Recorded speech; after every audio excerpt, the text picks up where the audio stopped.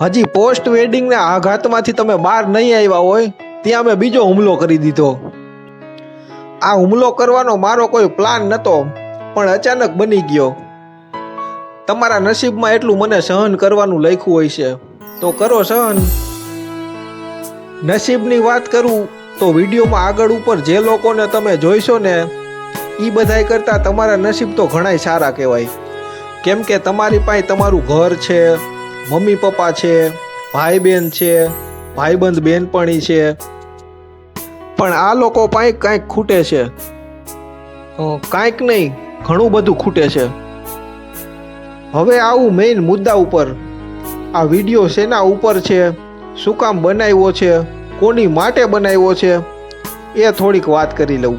વેદો પ્રમાણે મનુષ્ય જીવનના 4 આશ્રમો છે: બ્રહ્મચર્યાશ્રમ, ગૃહસ્થાશ્રમ, સંન્યસ્તાશ્રમ અને વાનપ્રસ્થાશ્રમ. એમાં વૃદ્ધાશ્રમ અને અનાથાશ્રમનો ક્યાંય ઉલ્લેખ નથી. તોય ઘણી જગ્યાએ છે. શું કામ છે એ તમને બધી ખબર જ છે. એવું જ એક આશ્રમ એટલે કે માનવ સેવા સંઘ સુરેન્દ્રનગર, કે જ્યાં મૂક બધિર છોકરાઓ ભણે છે અને એમની હોસ્ટેલય છે, સાથે સાથે એક વૃદ્ધાશ્રમય છે જ તે. 35-40 બાળકો ભણે છે અને થોડા ઘણા વૃદ્ધાશ્રમમાં વૃદ્ધો પણ રહી જ છે. હવે અમે અહીંયા ગયા શું કામ એ તમને કહી દઉં. આ ફોટામાં દેખાતા ક્યુટ કપલને લીધે, મયુર સંગ એની dear future wife Deepti. Generally આ જમાનામાં નવી સગાઈ થઈ હોય તો કપલ લોકો એવું વિચારે કે આપણે સારી કોઈક હોટલમાં કે કોઈક રિસોર્ટમાં બર્થડે સેલિબ્રેટ કરી. देखो इन्हें ये है होश की बूंदें पत्तों પણ આ બે બબૂચકોએ કંઈક અલગ વિચાર્યું. आसमां से कूदे अंगड़ाई ले फिर करवट बदल कर नाजुक से मोती हंस दे फिसल कर खो न जाए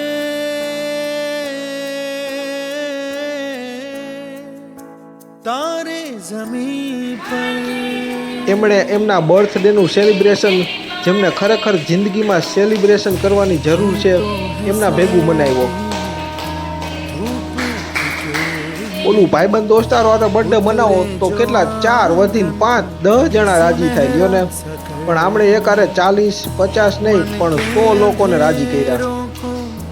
रोशन सा कर दे ठिठुरती हथेली की रंगत बदल दे खो न जाए. અને બીજાને રાજી કરવામાં જે ખુશી મળે છે ને એની વાત જ અલગ છે. આપણે તો બોલી શકીએ છીએ તોય ઘણા હારે અબોલા લઈને બેઠા હોય છે, એ સાવ નાની વાતોમાં. અને આ લોકો તો બોલી નથી શકતા તોય ઈશારાઓમાં કેવી વાતો કરે છે.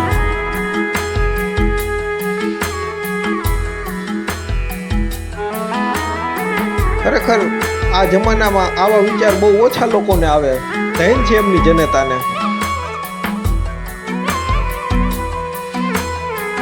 એમનો બર્થડે સેલિબ્રેટ થઈ ગયો અને મને વિડીયો બનાવવાનો મોકો મળ્યો. જો તમારા હૈયામાં કોઈ દી રામ હશે તો જાયજો અહીંયા સેલિબ્રેશન કરવા. સેલિબ્રેશન ન કરવું હોય તો કોઈ તીખી બીજી આવે તો જાયજો. હું ગેરંટી આપું છું, જો તમારા દિલમાં થોડી કઈ દયા આવી છે ને તો તમારી આંખમાં જળજળી આવી જાય છે એમને જોઈને. અને જો જળજળિયા ન આવે ને તો આંખના ખૂણા ભીના તો થઈ જ જાય છે. આ વૃદ્ધાશ્રમ અને બહેરા મૂંગાઓના આશ્રમમાંથી અમે અમારું કામ પતાવીને પછી મૂળચંદ રોડ ઉપર આવેલા અનાથ આશ્રમમાં ગયા.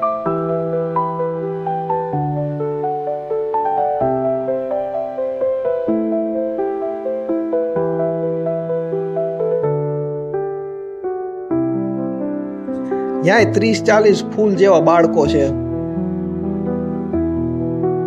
બપોરે જમવાનું તો આગળ પતાવી દીધું હતું એટલે અહીંયા હવે એમને નાસ્તો કરાવવાનો છે. અને બીજી એક વાત, તમે તમારા બાળકોને તે સારા સંસ્કાર આપો, દયા ભાવ રાખવાનું શીખવાડો, દાન ધર્મ કરવાનું શીખવાડો.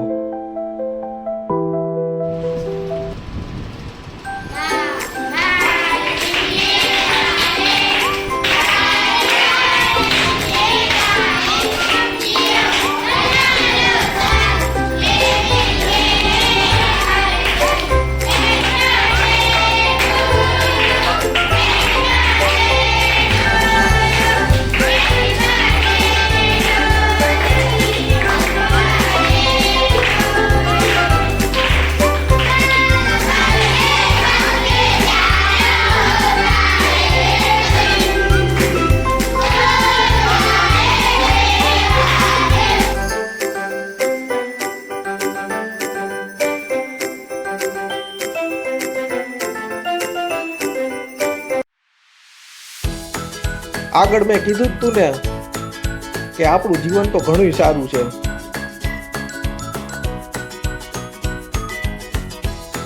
બીજી મફતમાં સલાહ આપું, જો તમારે કોઈ દી અહીંયા કાંઈ જમાડવાનું કે એવું મન થાય ને તો એમને પાઉંભાજી, સેન્ડવીચ ને એવું ફાસ્ટ ફૂડ વધારે ભાવે છે.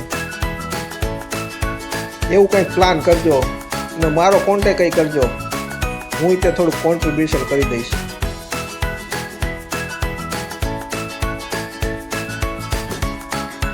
બધાયને ખાતા જોઈને અમારા જુવાનને ખાવાનું મન થઈ ગયું. તે ઈએ ખાવા માંડ્યો. કીધું તુંય ખાઈ લે, બીજું શું. એના ભાગમાં ડોમિનોઝના પિઝા ક્યાંથી, નકર તો હું જ ઘરે બનાવી દઉં છું. આપણને જીવનમાં કાંઈ પણ તકલીફ હોય તો આપણે આપણી ફેમિલી યારે વાત કરી શકીએ, પણ આમનું કોણ. એટલે પછી થોડીક એમની યારે વાતું કરી, પછી થોડીક વાર એના બાળકો અરે રહીમાં જોયું શું કરતા હોય છે. પણ આ અમારો જુવાન તો એની મસ્તીમાં જ છે, રખડતો જ હોય જ્યાં હોય ત્યાં, જો ક્યાં જાય છે ખબર. ઓલું એક શાયરી છે ને કે ઘર સે મસ્જિદ હે બહોત દૂર, ચલો કિસી રોતે હુએ બચ્ચે કો હસા દિયા જાય. બસ તો અમે ઈ જ કર્યું. મંદિરોમાં દાન કર્યા કરતા આ જીવતા ભગવાનને રાજી કરશો ને તો વધારે પુણ્ય મળશે. એવું મારું પર્સનલી માનવું છે, બાકી તમારી ઈચ્છા.